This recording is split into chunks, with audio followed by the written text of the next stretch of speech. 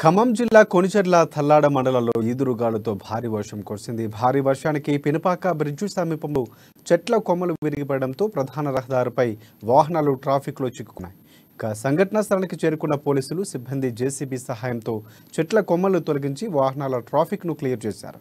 ఇక ఈదురుగాలులతో కూడిన భారీ వర్షం కురవడంతో రైతులు పంట కళ్ళాల్లో ఆరబోసిన వరి ధాన్యం మొక్కజొన్నలు తడిసిపోయాయి. దీంతో రైతులకు తీవ్ర నష్టం వాటిల్లింది. అకస్మాత్తుగా ఈదురుగాలులతో కూడిన భారీ వర్షం రావటం వల్ల కళ్ళాల్లో పోసిన వరి ధాన్యం మొక్కజొన్నలు కుప్పలు వేసే సమయానికి తడిసిపోయని రైతులు ఆవేదన వ్యక్తం చేస్తున్నారు.